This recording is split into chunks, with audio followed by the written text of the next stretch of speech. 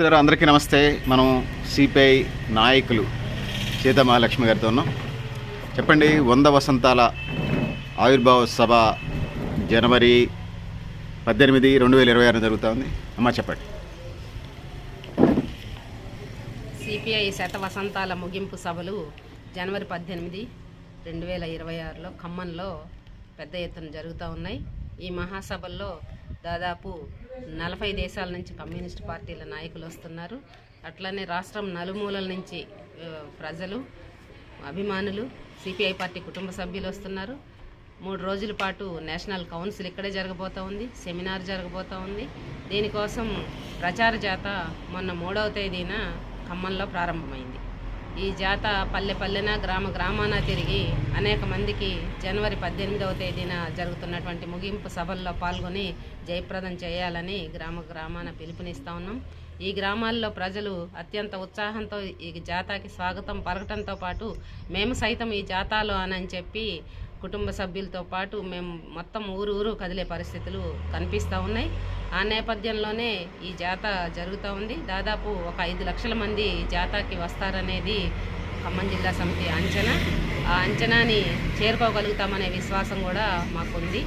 దాంట్లో భాగంగానే ఈ జాత 7వ తారీఖు దాకా మొత్తం జిల్లా అంతా కవర్ చేసి పూర్తి అవుతుంది. అలాగే ఈ పార్టీ తీసుకున్నటువంటి లక్ష్యం ఏంటంటే, ఇప్పటి వరకు 100 సంవత్సరాలు పార్టీ పుట్టినప్పుడు మనం ఉన్నామో లేదో, కానీ పార్టీ పుట్టిన తర్వాత 100 సంవత్సరాల వేడుకలో మేము పాల్గొంటున్నాము అని చెప్పి సిపిఐ పార్టీ సభ్యులు, కుటుంబ సభ్యులు అందరూ కూడా చాలా ఉద్వేగంతో ఈ జాతాలో పాల్గొనాలి, అట్లనే రేపు జరగబోయే సభల్లో పాల్గొనాలి, ప్రదర్శనలో అగ్రభాగాన ఉండాలి అనే వీళ్ళూరుతూ ఉన్నారు. 3000 మంది రెడ్ షర్ట్ వాలంటీర్ల కవాతు, మహిళలు, బాల సంఘం సభ్యులు కూడా ఇందులో పాల్గొంటూ ఉన్నారు. అట్లనే ఉద్యోగులు కూడా, లాయర్లు, డాక్టర్లు, ఇంజనీర్లు, అన్ని రకాల సభ్యులు కూడా ఈ జాతాలో పాల్గొంటూ ఉన్నారు. మంచి ఉత్సాహం కనిపిస్తూ ఉంది జిల్లాలో. ఇప్పటివరకు జరిగినటువంటి గ్రామాలన్నింటిలో కూడా చక్కటి ప్రచారం జరుగుతూ ఉంది. అట్లానే కమ్యూనిస్ట్ పార్టీ సభ్యులు, శాఖలన్నీ కూడా ఉత్సాహంతో కదిలి వెళ్తూ ఉన్నాయి. అయితే డిసెంబర్ 26న జరగాల్సినటువంటి జాత ఈ ఎన్నికల నేపథ్యంలో వాయిదా పడటం, ఎన్నికల కోడ్ ఉండటం వలన జనవరి 18కి దాన్ని పోస్ట్పోన్ చేసుకోవటం జరిగింది. ఈ 18 జరగబోయే సభ ఏదైతే ఉందో దాన్ని ఖచ్చితంగా జయప్రదం అవుతుందని చెప్పి మేము ఆశిస్తూ ఉన్నాం. ఆనాడు కమ్యూనిస్ట్ పార్టీ పుట్టినరోజు అనేక రకాల ఇబ్బందులు పడింది, అనేక కేసులు, 25 సంవత్సరాలు కూడా నిండనటువంటి నాయకులందరూ కూడా ప్రాణత్యాగాలు బలిదానం చేశారు. కానీ ఈనాడు కార్పొరేట్లు, ఆనాడు బ్రిటిష్ వలసవాదుల చేతుల్లో భారతదేశం ఉంది. స్వాతంత్రం సంపాదించుకున్నాం.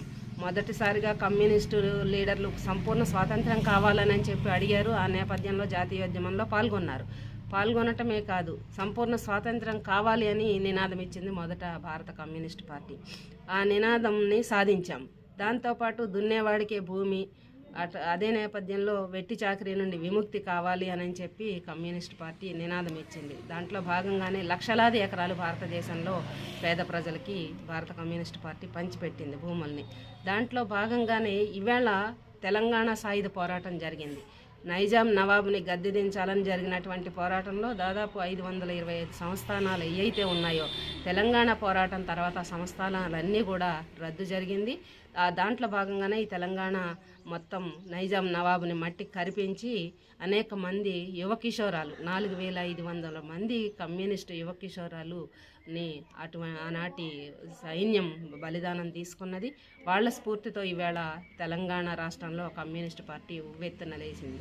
దీనికి పురిటిగడ్డ ఖమ్మం. ఈ ఖమ్మంలో ఈ జనవరి 18న ఈ సభలు జరగటం అనేది చాలా ప్రతిష్టాత్మకమైనటువంటి సందర్భం. ఇది ఒక మొత్తం కమ్యూనిస్ట్ పార్టీ చరిత్రలోని భారతదేశంలో ఒక మైలురాయిగా మిగిలిపోతుంది అనటంలో సందేహం లేదు అనేది మేము. జనవరి 18వ తేదీన జరిగే ఈ సభలో అనేక మంది మహిళలు ఎర్ర చీరలు ధరించి పాల్గొంటూ ఉన్నారు. అయితే ఈ కమ్యూనిస్ట్ పార్టీలో కూడా అనేక మంది, అరుణ ఆసఫ్ అలీ, గీతా ముఖర్జీ లాంటి అనేక మంది మహిళా నాయకులు పాల్గొన్నారు ఈ కమ్యూనిస్ట్ పార్టీ పోరాటాల్లో. అట్లానే మన దగ్గర చూస్తే ఐలమ్మ గారు ఇట్లాంటి వాళ్ళందరూ కూడా కమ్యూనిస్ట్ పార్టీ పోరాటాల్లో పాల్గొని వాళ్ళ ప్రాణాల త్యాగాలు చేసినటువంటి పరిస్థితి ఉంది. ఇవాళ ఆరుట్ల కమలాదేవి గారు మొట్టమొదటి మహిళ కమ్యూనిస్టు పార్టీ ప్రతిపక్ష నాయకురాలు హోదా ఆవిడకి దక్కిందని అంటే ఇది కేవలం కమ్యూనిస్టు పార్టీ చేసినటువంటి పోరాటం. కమ్యూనిస్టు పార్టీలో మహిళల్ని ఆ స్థాయికి వరకు తీసుకువెళ్ళగలిగిందంటే ఇది భారత కమ్యూనిస్టు పార్టీ యొక్క గొప్పతనం మాత్రమే అని చెప్పి ఈ సందర్భంగా చెప్పుకోవాలి.